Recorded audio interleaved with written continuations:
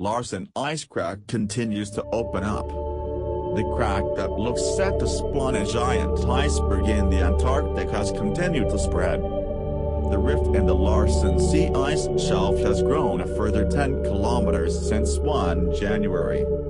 If the fissure propagates just 20 kilometers more, it will free a tabular berg 1/4 the size of Wales.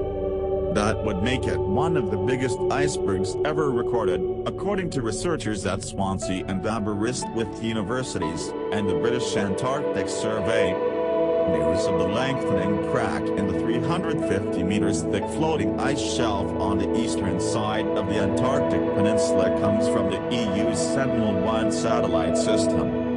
Comprising 2 spacecraft, this orbiting capability can continuously monitor Larsen Sea no matter what the weather is doing because its radar sensors see through cloud. Their data indicates the fissure now extends for some 175 kilometers.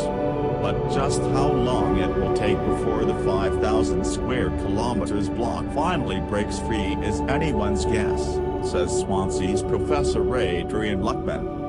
The rift tip has just entered a new area of soft ice, which will slow its progress, be told.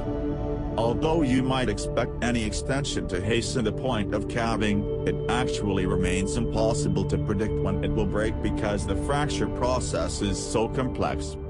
My feeling is that this new development suggests something will happen within weeks to months, but there is an outside chance that further growth will be slow for longer than that.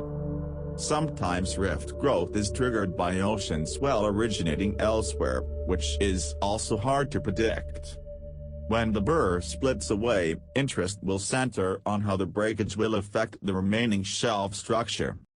The Larsen B ice shelf further to the north famously shattered following a similar large calving event in 2002. The issue is important because floating ice shelves ordinarily act as a buttress to the glaciers flowing off the land behind them. In the case of Larsen B, those glaciers subsequently sped up in the absence of the shelf. And it is the land ice, not the floating ice in the shelf, that adds the sea level rise. If Larsen C were to go the same way, it would continue a trend across the Antarctic peninsula. In recent decades, a dozen major ice shelves have disintegrated, significantly retreated or lost substantial volume, including Prince Gustav Channel, Larsen Inlet, Larsen A, Larsen B, Wordie, Muller, Jones Channel, and Wilkins. Another development to watch will be the behavior of the free-floating bird, and its progress away from the Antarctic. Sea ice in the region circulates clockwise with the wetter gyre, rather than remaining in one place, and icebergs can be carried with this, sometimes out into the Southern Ocean, explained Professor Luckman. It all rather depends on how soon the iceberg breaks up, and how the iceberg draft compares with ocean depths.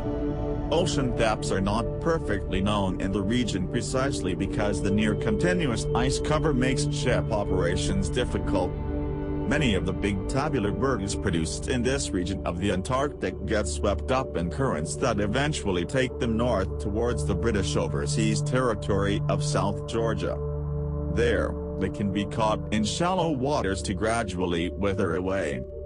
This ocean conveyor is the same one exploited by Ernest Shackleton to get his crew to safety when their ship, the Endurance, was crushed in thick sea ice in the Weddell Sea in 1916.